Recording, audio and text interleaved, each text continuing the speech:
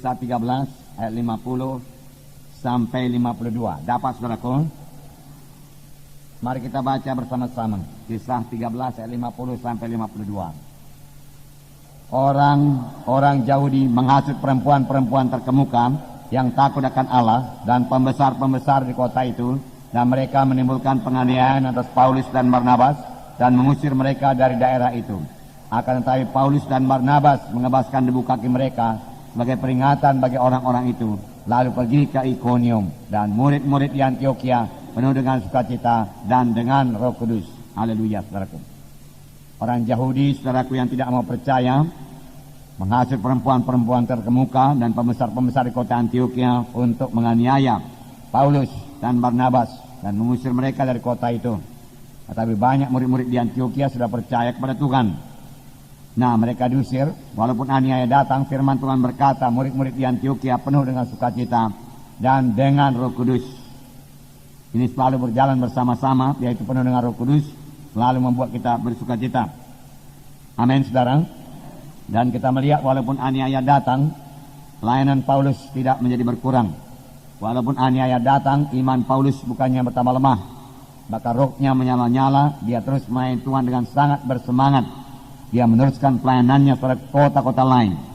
Jadi aniaya sama sekali tidak menghambat Paulus dan Barnabas. Bahkan dengan aniaya itu mereka bersukacita. Mereka tahu aniaya akan datang lagi, tapi mereka tidak mundur. Saudara, mari kita baca kisah 14. Kisah 14. Biarlah kita ingat, dalam Roma 12 itu dikatakan, biarlah rohmu menyala-nyala, layanilah Tuhan. Amin, saudara. Janganlah hendaknya kerajinanmu kendor. Jangan pelayanan kita berkurang.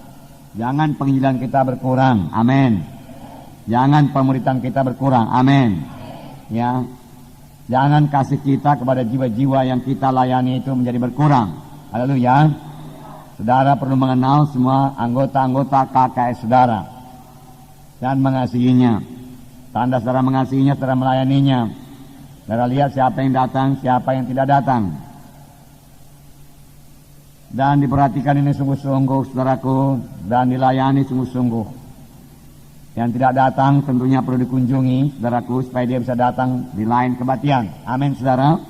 Ya, kita tahu juga apa sebabnya dia tidak datang. Sedangkan Paulus ini dengan menghadapi semua aniaya-aniaya yang mengancam jiwanya pun, dia terus melaksanakan penginjilan dengan bersemangat, dengan penuh sukacita dan penuh dengan Roh Kudus. Akhir zaman ini seharusnya, saudaraku, pelayanan kita tidak kurang daripada itu, karena Yesus akan datang kedua kali. Apalagi sekarang masih ada kesempatan dan belum ada kita dianiaya sama sebagaimana Paulus menerima aniaya ini. Biar kita sangat bersemangat dalam hal ini, saudaraku. Amin, saudara. Mari kita baca kisah 14 bersama-sama. Di Ikonium pun kedua rasul itu masuk ke rumah ibadat orang Yahudi, lalu mengajar sedemikian rupa sehingga jumlah besar orang Yahudi dan orang Yunani menjadi percaya. Tetapi orang-orang Yahudi yang menolak pemberitaan mereka memanaskan hati orang-orang yang tidak mengenal Allah dan membuat mereka gusar terhadap saudara-saudara itu. Paulus dan Barnabas tinggal beberapa waktu lamanya di situ.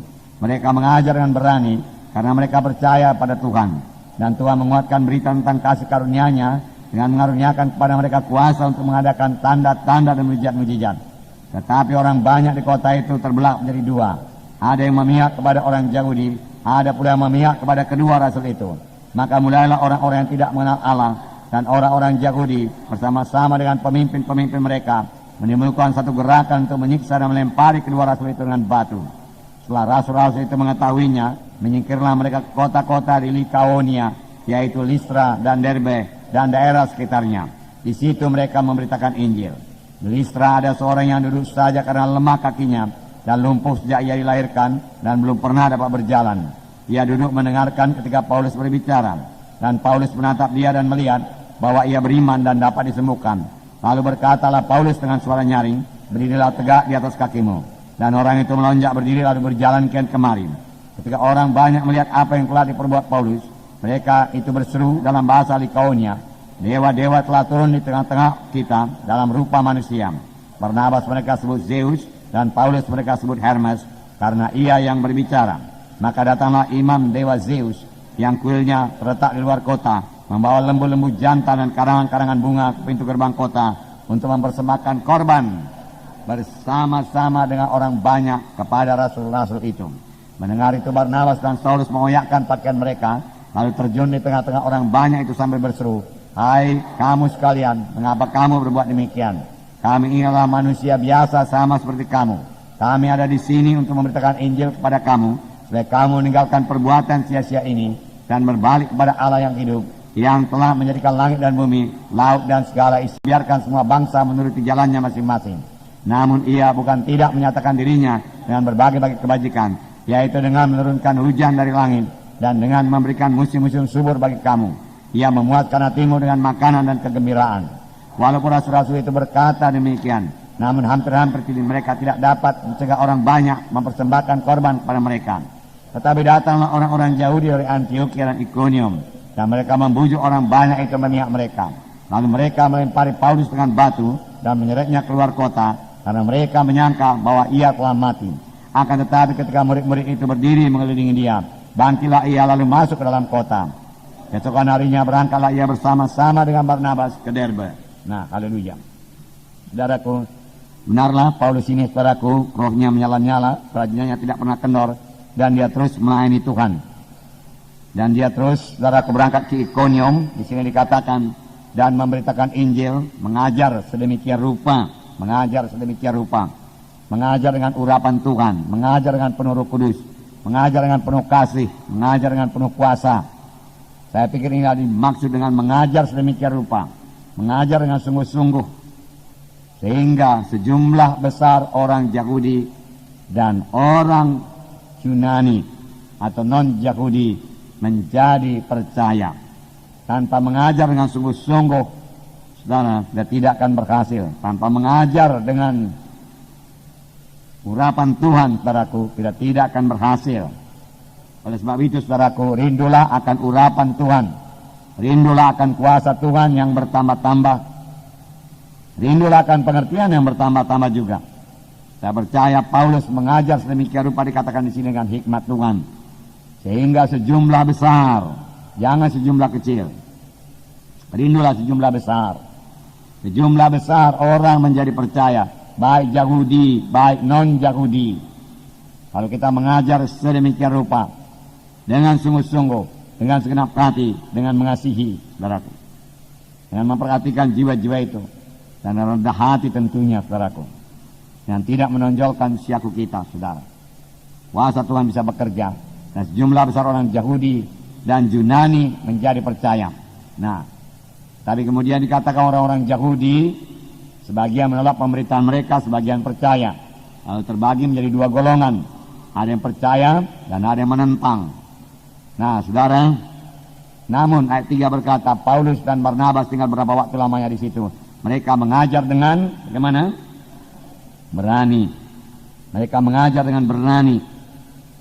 Walau ada tantangan, walau mereka berkomplot, mau membahayakan, mau menganiaya Paulus dan Barnabas, mereka mengajar dengan berani. Berani dalam arti kata pertama, saudaraku, tidak kompromi.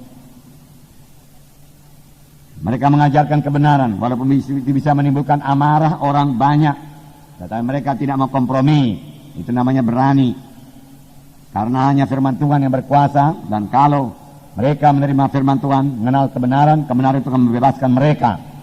Tapi kalau pengajaran kita sudah kompromi, hasilnya, saudaraku, sangat minim dan tidak disertai dengan kuasa Tuhan. Yang kedua, walaupun mereka, saudaraku, diancam, saudara, mereka terus juga, saudaraku, melaksanakan pekerjaan Tuhan. Mereka terus mengajar. Amin, saudaraku. Tuhan Yesus banyak mengajar. Saudara pemimpin KKS juga banyak mengajar. Amin. Perhatikan murid saudara. Kalau dia belum baptisan, ajari dia pelajaran mengenai baptisan air. Amin. Betulkah itu? Betul. Adakah saudara melaksanakannya?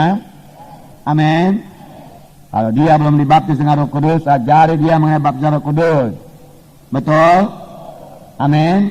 Sesudah itu diapakan? Didoakan dong. Amin. Didoakan supaya mereka dapat apa? Dapat baptisan Roh Kudus. Jangan diajarkan aja, saudaraku, tanpa diselesaikan untuk menerima baptisan Roh Kudus. Sama seperti orang menaruh makanan di atas meja, lengkap makanan itu semua, tapi tidak disilakan untuk dimakan. Amin, saudara. Pernahkah saudara melaksanakannya, saudaraku? Ya, barangkali ada 20 orang yang menjawab. Yang lainnya gimana nih, saudaraku? Ajarkanlah mereka itu sungguh-sungguh, mengajar. Tuhan Yesus mengajar dulu baru menyembuhkan, amin. Ya. Kalau mereka saudara lihat tidak keberkatan hidupnya, apa yang salah? Tuhan yang salah? Siapa yang salah? Jiwa-jiwa saudara tidak keberkatan hidupnya, kenapa?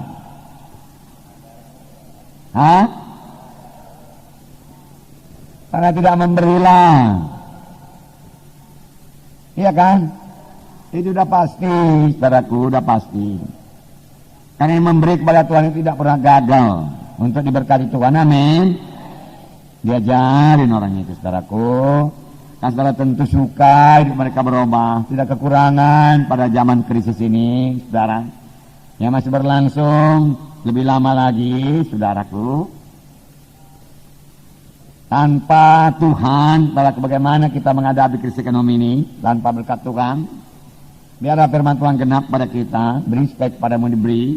Saudara harus mempercayainya lebih dahulu dan mempraktekannya lebih dahulu. Kemudian itu ada dalam hati saudara, dan saudara boleh mengajarkannya kepada mereka, amin. Kalau mereka tidak datang kebaktian, apa saudara perbuat? Ya, dikunjungi, amin. Kalau mereka tidak datang kebaktian KKS, kapan dikunjungi?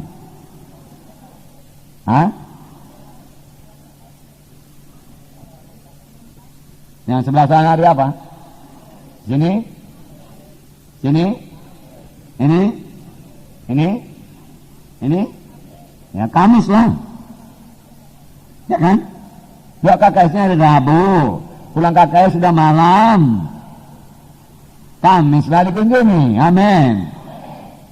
Kalau kerja dia pagi, sore dikunjungi, amin. Enggak sulit kan? Sulit kali itu. Kalau kan bisa jumpa juga itu ya, amin, saudaraku. Ya.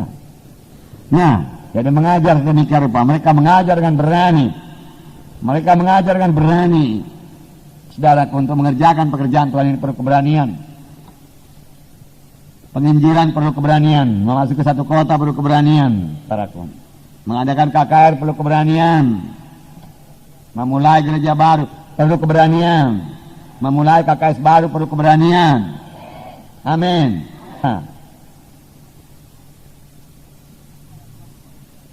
Memberi kepada Tuhan perlu keberanian. Amin. Jadi perlu berani anak-anak Tuhan. Itu sebabnya Tuhan Yesus banyak kali berkata, jangan takut. Betulkah itu? Banyak kali berkata jangan takut. Tapi banyak anak Tuhan takut. Bukankah itu tipuan setan, saudaraku? Jangan takut, firman Tuhan berkata, jangan takut. Nah, ada yang menghitung 360 kali dia katakan jangan takut. Dalam Alkitab, pujilah Tuhan buat itu, saudaraku. Nah, dari mana datangnya keberanian ini, saudaraku? Dari mana?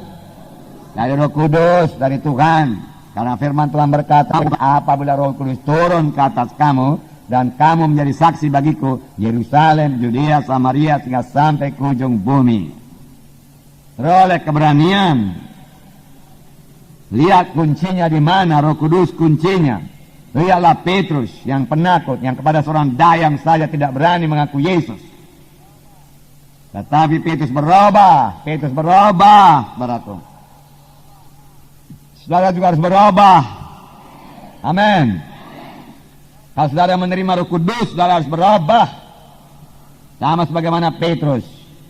Sebab firman Tuhan berkata mengenai Petrus ketika mereka melihat keberanian Petrus, Kisah 4:13. Ketika sidang itu melihat keberanian Petrus dan Yohanes dan mengetahui bahwa keduanya orang biasa, tidak terpelajar, heran mereka dan mereka mengenal keduanya sebagai pengikut Yesus. Hendaknya pengikut Yesus berani, amin. Tidak takut, memang sopan, ya, punya sopan santun, rendah hati lagi, tetapi berani. Berani. Ya. Setelah mereka melihat keberanian Petrus dan Yohanes dan mengetahui keduanya orang biasa, tidak terpelajar seperti kita ini, tetapi berani membela kebenaran Tuhan dan menyatakan kebenaran Tuhan dengan terus terang. Amin, saudaraku. Bicara dengan terus terang. Kalau saudara bicara terang-terang. Ya, jangan dikulum-kulum bicaranya, jangan pakai banyak gaya-gaya bicara itu sehingga orang nggak ngerti, saudaraku, apa yang kita katakan, saudara.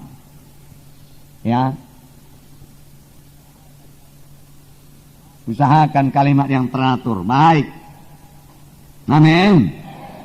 Saya percaya ini susunan kata-kata dalam Alkitab cukup baik susunannya, cukup baik tata bahasanya, bisa dipakai, saudara. Dahulu kalau saya berkhotbah dalam bahasa daerah Karo, saudaraku, 90% saudaraku dari Alkitab. Ayat demi ayat. Karena saya tidak pandai, saudaraku, membahasnya dalam bahasa daerah Karo. Jadi saya terangkan ayat dengan memakai ayat, saudara. Dan hasilnya luar biasa lagi. Nah, saya banyak memakai firman Tuhan, dan firman Tuhan berkata tidak kembali dengan kosong, dan firman Tuhan membebaskan jiwa-jiwa, dan gereja berdiri, saudara, berdiri. Dengan ratusan anggota. Tidak ada gereja di bawah 100. Di desa nggak ada, semua di atas 100 yang kami layani, saudaraku. Nah, walau tempatnya terpencil, saudaraku, Tuhan mengirimkan jiwa-jiwa. Amin, saudara. Karena kuasa Tuhan bekerja, ngajar dengan berani. Saudara berdoa sampai penuh dengan Roh Kudus juga membawa keberanian. Kalau saudara takut, Kisah 4:31 saya bacakan pada saudara. Dan ketika mereka sedang berdoa, goyanglah tempat mereka berkumpul itu. Dan mereka semua penuh dengan Roh Kudus. Lalu mereka memberitakan firman Allah dengan berani. Memberitakan firman Allah dengan berani. Bukan asal tubruk saja. Ya, pengertian asal berani di sini berarti juga dengan urapan Tuhan yang membawa hasil. Jiwa-jiwa itu diselamatkan. Amin. Bukan asal berani saja bersaksi ke sana kemari tanpa keselamatan jiwa-jiwa. Perlu diperiksa berita kita kalau demikian. Perlu diperiksa kasih kita kalau demikian. Perlu diperiksa motif kita kalau demikian. Banyak kali kita bersaksi tapi jiwa-jiwa nggak selamat. Saudara. Roh Kudus bekerja sekarang membawa jiwa-jiwa kepada keselamatan. Saudara Israel yang tidak penuh dengan Roh Kudus di bawah pimpinan Saul takut kepada gertakan Goliat. Sampai datang seorang bernama Daud yang masih muda. Elok parasnya, saudaraku. Tetapi penuh dengan Roh Kudus. Bahkan dia menjadi heran melihat orang-orang Israel yang takut. Dan dia berkata kepada Saul, jangan kecut hati kalian semua orang Israel. Hambamu ini akan pergi menghadapi Goliat dan mengalahkan Goliat, dia katakan. Tuhan menyertai aku. Dia menyertai aku membunuh singa dan beruang. Demikian juga Tuhan akan melepaskan aku daripada si Goliat itu, dia katakan. Amin. Orang yang penuh Roh Kudus, saudaraku, bicaranya lain dari orang dunia ini. Amin. Orang yang penuh dengan Roh Kudus, saudaraku, perkataannya lain daripada perkataan orang dunia ini. Haleluya. Penuh dengan Roh Kudus. Tadi dikatakan mereka penuh dengan Roh Kudus dan mereka penuh dengan sukacita. Jadi bagus lagi mereka penuh dengan Roh Kudus, penuh dengan sukacita, penuh dengan firman Tuhan. Amin. Karena demikian mereka boleh mengajar. Untuk memiliki tanah Kanaan, nasihat Musa, harus kamu berani. Ulangan 31. Ulangan 31 ayat 6. Sini dikatakan, kuatkan dan teguhkanlah hatimu, janganlah takut dan janganlah gemetar kepada mereka. Sebab Tuhan Allahmu, dialah yang berjalan menyertai engkau. Dia tidak akan membiarkan engkau dan tidak akan meninggalkan engkau. Kuatkan dan teguhkan hatimu. Janganlah apa? Janganlah takut dan janganlah gemetar karena mereka. Sebab Tuhan Allahmu, dialah yang berjalan menyertai engkau. Ia tidak akan membiarkan engkau, tidak akan meninggalkan engkau. Sampai sekarang dalam penginjilan kemana saja kita berangkat, Tuhan tidak membiarkan kita. Tuhan menyertai kita. Amin. Tuhan tidak membiarkan kita. Banyak kemenangan Tuhan berikan. Haleluya. Puji Tuhan, saudaraku. Saya boleh menceritakan pada saudara peresmian gereja di Naman dan di Pama sana sangat berkemenangan. Di Pama lebih banyak jiwa-jiwa. Jiwa-jiwa baru kita 100 orang lebih. Dan yang sangat disayangkan, saudaraku, 100 orang lebih itu semuanya sakit, saudaraku. Yang membuat hati saya tergerak oleh belas kasihan. Sehingga saya bermaksud, saudaraku, menginjili banyak daerah-daerah di tanah Karo sana, saudaraku. Amin.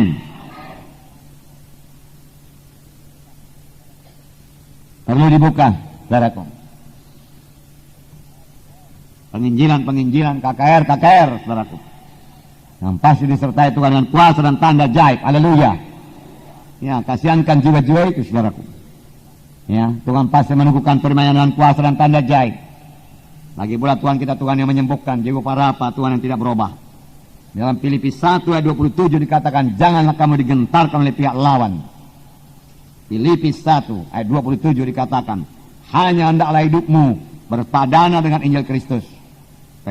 Supaya apabila aku datang, aku melihat, apabila aku tidak datang, aku mendengar bahwa kamu teguh di dalam satu roh dan sehati sejiwa berjuang untuk iman yang timbul dari berita Injil, dengan tiada digentarkan sedikit pun oleh lawanmu. Amin. Sedikit pun tidak ada gentar. Sedikit pun tidak ada kegentaran dalam mengerjakan pekerjaan Tuhan, baik penginjilan, baik pemuritan. Amin. Ya. Dan dalam kedua hal ini firman Tuhan berkata, janganlah hendaknya kerajaanmu kendor, rohmu menyala-nyala. Layani Tuhan dalam penginjilan, dalam pemuritan. Amin. Biarlah itu menjadi prioritas utama dalam hidup saudara. Haleluya. Bisa saja kita bermalas-malas, saudaraku, tetapi apa yang kita tabur akan kita tuai. Indah itu melihat jiwa-jiwa selamat. Saudara tahu di tanah Karo sejak Januari tidak turun hujan. Pada waktu kami berdoa, saudaraku, di Naman, saudaraku, hujan turun dengan deras.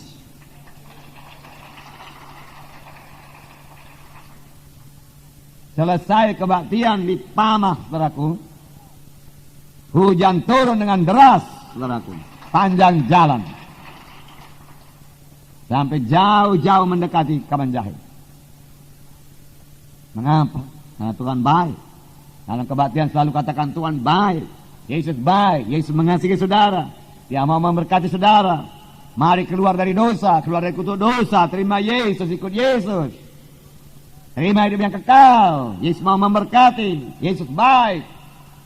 Puji Tuhan, sembah Tuhan, ucapkan saudara keperkataan memuji menyembah Tuhan, maka Tuhan menurunkan berkat-Nya. Haleluya.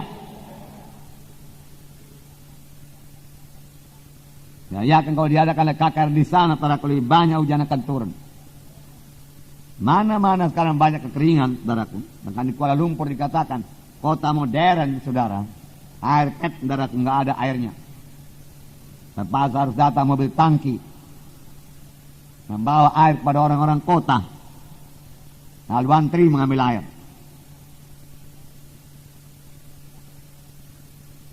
Tapi Tuhan berahmat, saudaraku, menurunkan dengan doa. Tuhan berahmat menurunkan ribuan ton air di tanah Karo. Haleluya. Ya. Kelihatannya kecil saja hamba-hamba Tuhan, anak-anak Tuhan yang berdoa itu. Nah, tapi doa yang sungguh-sungguh dari anak-anak Tuhan yang sungguh-sungguh, dari hamba Tuhan rendah hati, mengasihi jiwa-jiwa, pasti didengar dan dijawab oleh Tuhan. Amin. Haleluya. Haleluya. Jadi beranilah, berani. Dari yang akan diutus, saudara perlu berani. Jangan digentarkan oleh pihak lawan, pihak musuh. Ya, boleh jadi datangnya daripada orang Yahudi, sebagaimana dikatakan di sini, yang menghasut perempuan-perempuan terkemuka, menghasut pemerintahan, dikatakan setelah mengadakan penganiayaan Paulus. Ya, bukan pula dari orang kafir datangnya aniaya untuk Paulus ini, dari orang-orang Yahudi yang tidak mau percaya, yang tidak mau diyakinkan, saudaraku. Dari orang-orang beragama. Ya, dari situ datangnya aniaya. Boleh jadi sekarang pun masih demikian juga. Tetapi Tuhan selalu membuka jalan keluar bagi Paulus. Demikian juga Tuhan membuka jalan kemenangan bagi sidang Tuhan ini. Haleluya. Selesaikan Tanah Karus, selesaikan Taput, Simalungun, Dairi, saudaraku. Sampai kecamatan semua sudah kita selesaikan, saudaraku. Ya, bayar hutang itu. Kalau sudah sampai kecamatan, hati saya sudah lapang, saudaraku. Dan dengan pengiriman, saudaraku, beberapa ini tim ini, saudaraku, ya, pastilah, saudaraku, selesai itu, saudaraku. Dalam tahun ini pun, amin. Kemudian dengan bebas kita bergerak ke daerah lain. Dan saudara yang akan dikirim ini, yang sudah sangat berhasil di daerahnya, saudaraku, kami akan menentukan saudara pada kota-kota yang lebih besar. Haleluya. Tuhan sudah memberkati sidang ini untuk bergerak dengan cepat. Haleluya. Nah, berani. Yang kedua, saudaraku, yang pertama berani, yang kedua menang terhadap aniaya. Aniaya mesti ada, saudaraku. Sini tadi dikatakan dalam Kisah Rasul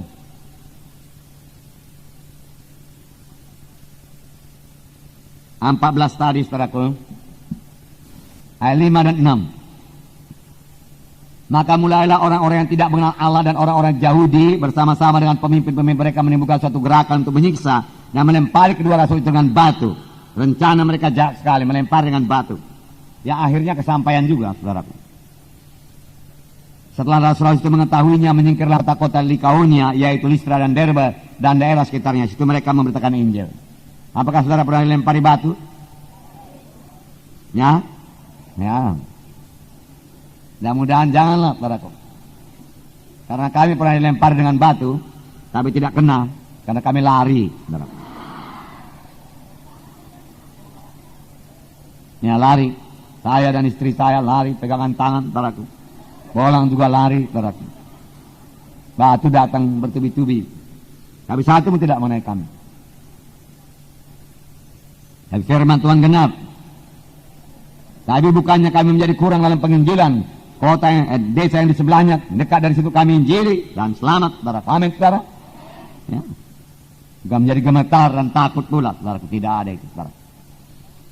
Ayat 19. Tapi datanglah orang-orang jauh dari Antioquia dan Iconium. Dan mereka membujuk orang banyak itu memihak mereka. Lalu mereka melempari Paulus dengan batu dan menyeretnya keluar kota. Karena mereka menyangka bahwa ia telah mati. Akan tetapi ketika murid-murid itu berdiri mengelilingi dia, bangkitlah ia, lalu masuk ke dalam kota. Keesokan harinya, berangkatlah ia bersama-sama dengan Barnabas ke Derbe. Lihatlah itu, kuasa Tuhan. Dilempari dengan batu itu luka-luka, pasti. Seberapa kuat dia melempar, begitulah dia lemparkan. Dan bukan sekali dua kali, tentu mengenai Paulus, tam, luka-luka itu. Sampai jatuh tergeletak, dan dia lihat, dia lempar lagi dengan batu, tam. Darah bercucuran, saudaraku, dan lihat. Nah, nggak ada lagi napas, ya udah mati katanya. Lalu diseret keluar kota. Kalau diseret itu, saudaraku, udah mati itu. Lalu jari kakinya dipegang, diseret, saudaraku ke sana. Kita katakanlah 1 kilometer. Banyak luka apa enggak bengong ini? Atau di muka ini, kalau mukanya telungkup, saudaraku, diseret gimana? Habislah, ya, semua. Lalu dia tinggalkan luar kota, karena mereka menyangka sudah mati, siap. Dia katakan, urusan siap. Tapi murid-murid datang dan mengelilingi Paulus, berdiri mengelilingi dia. Tentu mereka berdoa ini, saudaraku, ya, doa. Lalu kuasa kebangkitan Tuhan turun kepada Paulus. Kalau roh yang membangkitkan Yesus Kristus dari kematian tinggal dalam kamu, maka Roh Kudus yang membangkitkan Yesus dari kematian akan menghidupkan juga tubuh-tubuhmu yang fana. Haleluya. Roh Kudus berkuasa menghidupkan tubuh-tubuh yang fana ini. Paulus bangkit. Dan keesokan harinya, saudaraku, dia bergerak menginjil. Tidak mundur dari penginjilan, saudaraku. Tidak mundur, dia tidak berkata, udah kembali aja lah ke Antioquia kalau begini. Nggak pernah dulu dikasih tahu, sudah dinubuatkannya kita di situ, sudah jadi doakan kita di situ, tahu-tahu begini jadinya. Hampir mati, sudah mati pun syukur-syukur Roh Kudus menghidupkan. Yalah pulang kita bernambah sayur, nggak ada itu, saudaraku. Terus maju dengan semangat dia menyala-nyala, kerajinan yang tidak kendor dalam Roh Kudus dan tiasa yang dipikirkan jiwa-jiwa selamat, penggenapan panggilan Tuhan dalam hidup mereka. Mereka bergerak terus, saudaraku, mengabarkan Injil Tuhan, saudara. Nah, saudara yang kekasih dalam nama Yesus, aniaya. Firman Tuhan berkata dalam Roma 8 ayat 17, aniaya adalah milik semua anak-anak Tuhan. Dan jika kita adalah anak, maka kita juga adalah ahli waris. Maksudnya orang-orang yang berhak menerima janji-janji Allah, yang akan menerimanya bersama-sama dengan Kristus. Yaitu jika kita menderita bersama-sama dengan Dia, kita juga dipermuliakan bersama-sama dengan Dia. Jika kita menderita bersama-sama dengan Dia, kita juga dipermuliakan bersama-sama dengan Dia. Kita menerima warisan bersama-sama dengan Dia kalau kita sama-sama menderita. Amin. Jadi tantangan-tantangan soal adat, soal cakap ini itu, soal kecil kali lah itu. Kalau itu saja pun saudaraku membuat kita mundur, saudaraku, saudara, kita perlu mohon lebih penuh lagi dengan Roh Kudus, biar kita tambah berani. Karena firman Tuhan tadi berkata, maka mereka itu penuh dengan Roh Kudus, lalu mereka mengatakan firman Tuhan dengan berani, dengan roh yang menyala-nyala. Amin. Nah,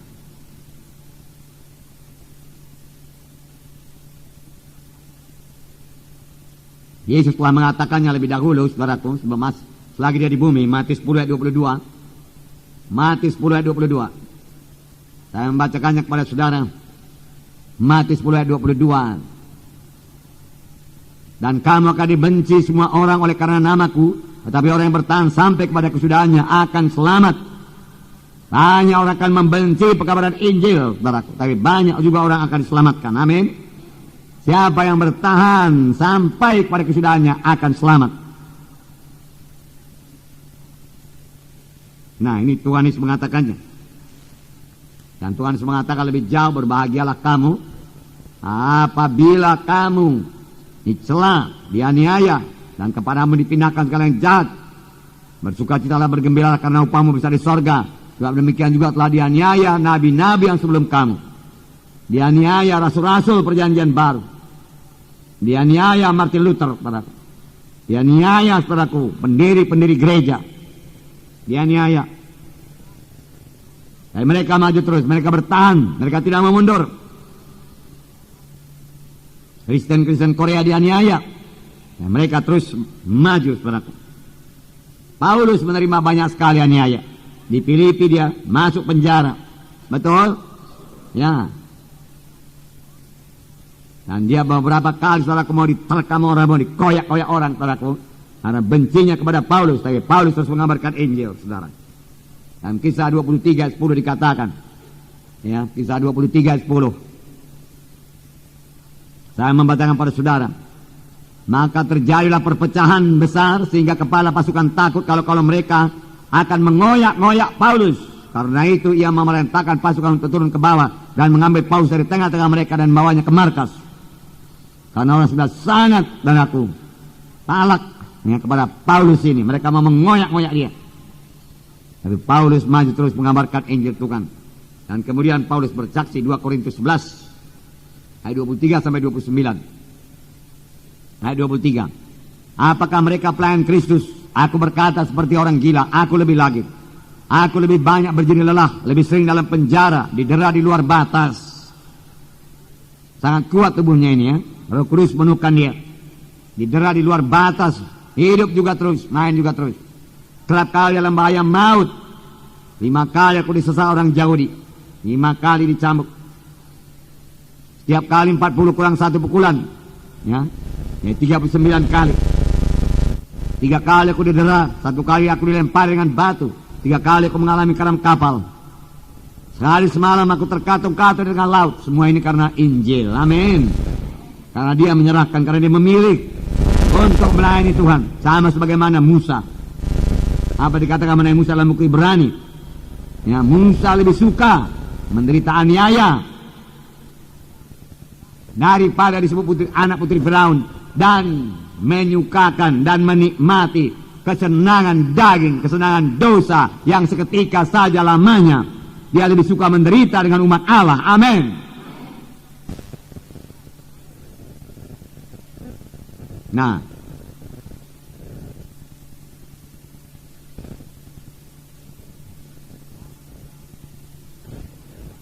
Dalam perjalananku aku sering diancam bahaya banjir dan bahaya penyamun.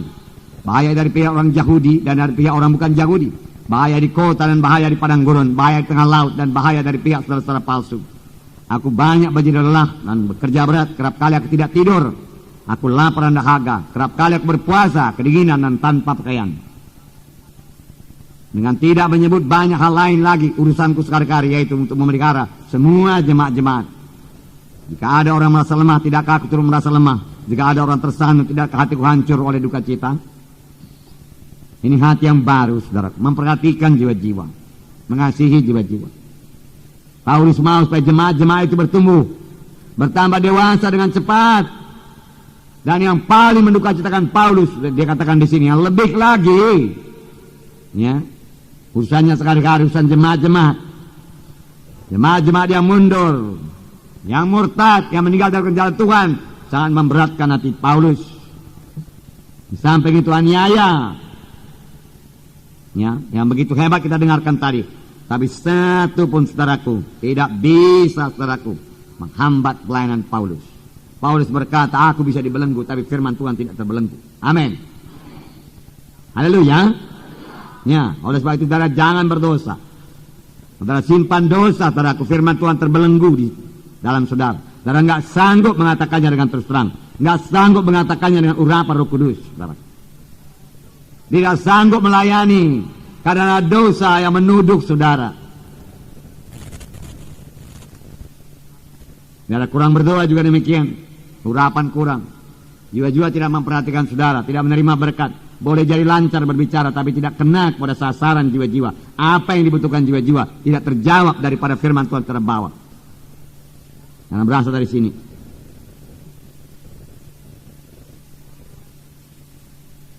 Hanya Roh Kudus.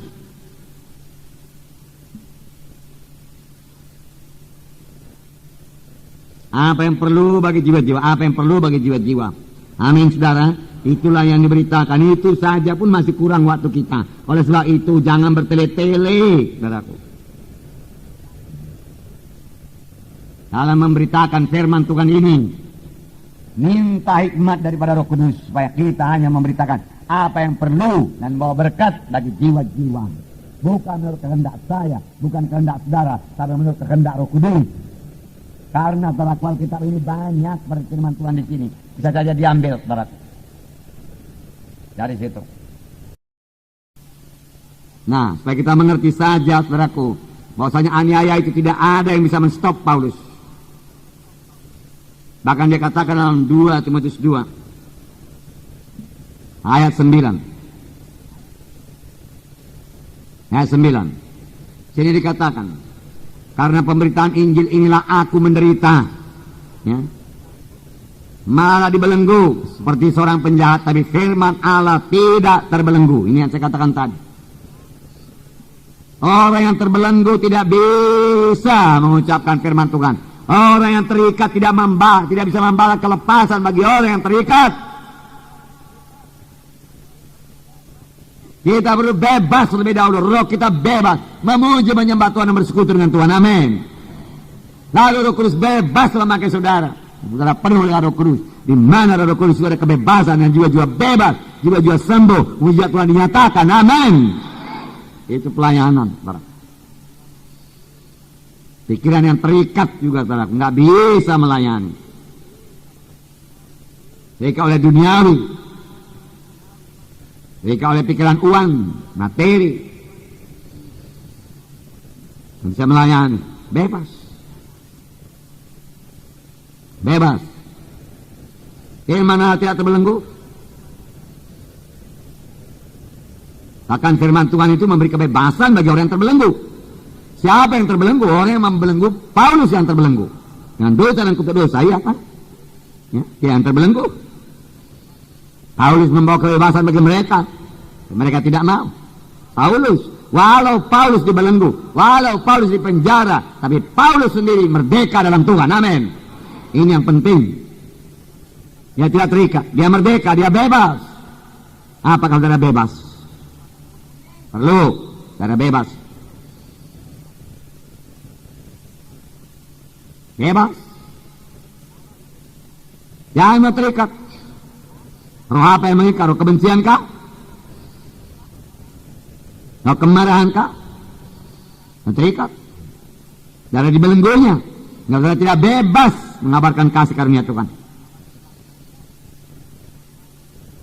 Bagaimana Injil bisa jalan kalau demikian? Ditambah lagi aniaya, di mana setan bertambah giat pada akhir zaman. Dia memakai orang-orang beragama, orang-orang terkemuka, saudaraku, untuk saudaraku menghambat pekabaran Injil, menghambat pemuritan, menghambat pekerjaan Tuhan. Tuhan Yesus lebih dahulu mengatakannya bahwa dalam dunia ini kamu menderita penganiayaan.